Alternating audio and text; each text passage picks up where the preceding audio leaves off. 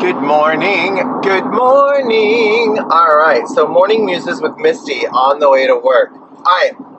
So one thing I wanted to talk about with you today, and I don't know if this is more of an Ask Misty because someone did comment on one of my videos saying, I said in a video, all humans transition. Somebody was triggered by that and was like, actually, no.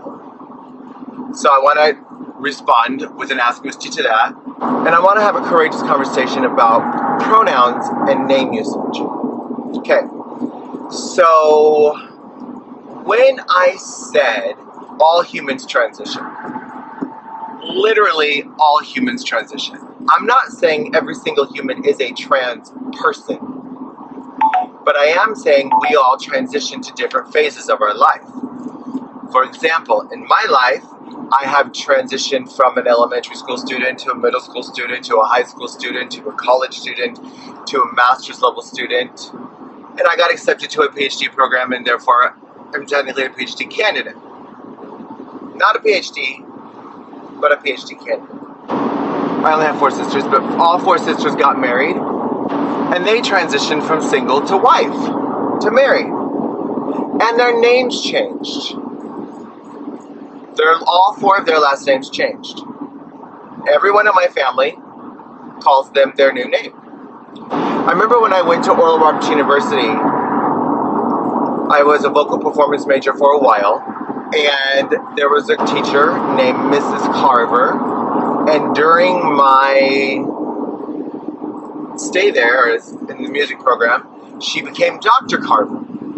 And when someone would call her Mrs. Carver, she would fiercely correct them. Excuse me, it's Dr. Carver. It took her 10 years to get her doctorate or something, and she earned that title and demanded respect.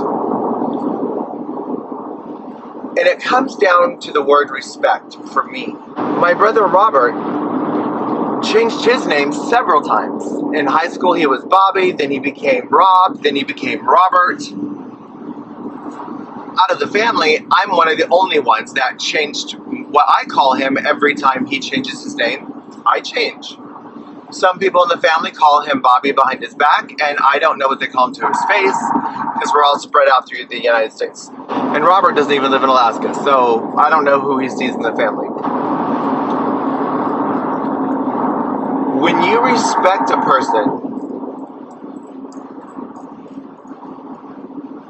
and they correct you, you can choose to acknowledge and make the conscious choice. I'm sorry, I'm going to try to call you Robert. I started my transition 25 years ago, and my family, most of my family, still will not call me Misty. But they've transitioned to calling all 4 of my sisters their last name. They've transitioned to calling Robert, Robert.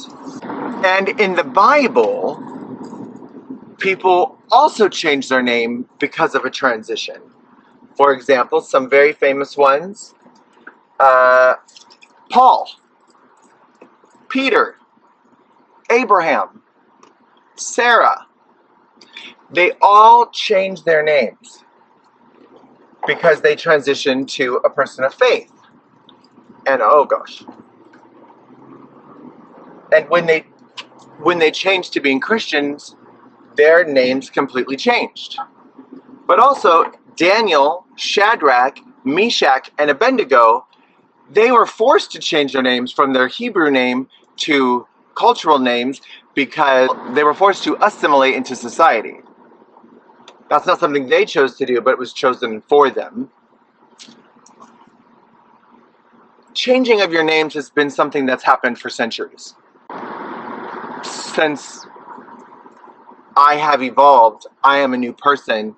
This is a new phase of my life, whether it's faith or marriage or doctor, etc. So why are we, fellow humans, so opposed to it? Or is it simply because we have a cultural bias against one type of person changing their name, and therefore we will choose to not accept it? I'm not going to call you doctor. I don't believe in doctors. I'm not going to do it. Or I'm not going to call you a girl name. I'm not going to call you a boy name.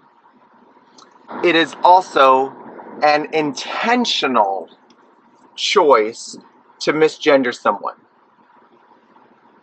And it is often done on purpose. Now, I'm going to give family members the benefit of the doubt. When you know someone for 25, 30 years and you have a hard time switching from he to she, whatever, or she to he, or they, etc. Yes, that can be tricky, especially parents. But again, in society, when someone says, "Excuse me, ma'am," and the little old lady says, "Darling, don't call me ma'am. It makes me feel old." You stop calling her ma'am, out of respect. "Don't call me ma'am, call me Martha." "Okay, Martha, welcome to wherever." It's human decency. So when someone tells you their pronouns, I've often heard the argument, "I refuse to use a plural noun for a singular person." Guess what? The English language has already done that. You already do it every day and don't even know it.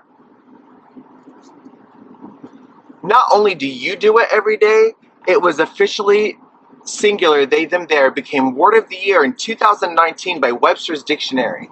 And if you are an educated person, I think some bachelor's levels use APA, but I know master's levels use APA, and doctorate levels use APA, but I think associates use MLA. APA English, 7th edition, 2019. It is no longer proper English to say every student must come to the front of the room and pick up his or her backpack. It's now singular they. Every student must come to the front of the room and pick up their backpack.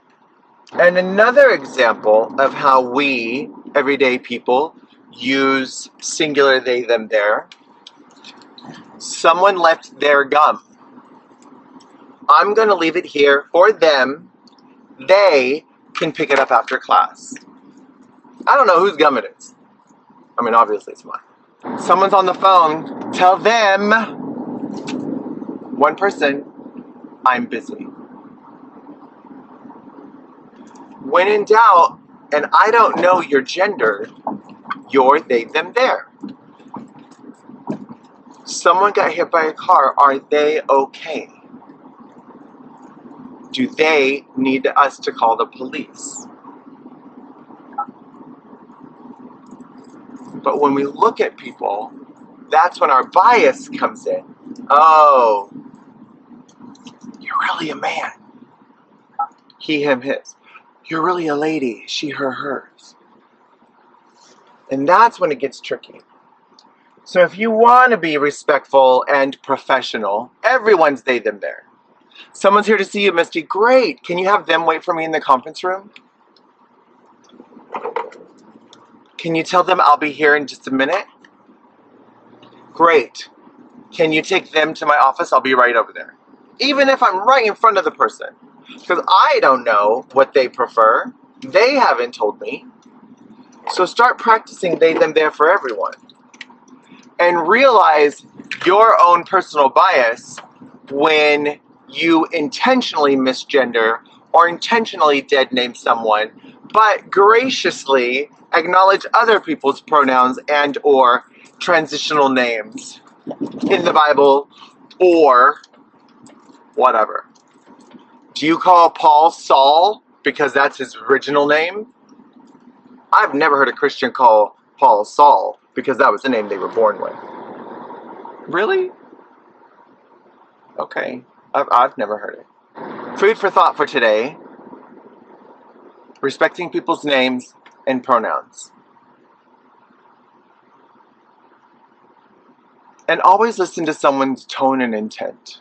You can often tell if they're misgendering you on purpose or if it was an accident. Cis people get misgendered all the time. "I'm sorry, ma'am, I'll be right." "Oh, I'm so sorry." "Oh, gosh, sir, I'm sorry, I'll be right with you." It happens. On the phone, in person. Listen to their tone and intent. Loving you, Sissy.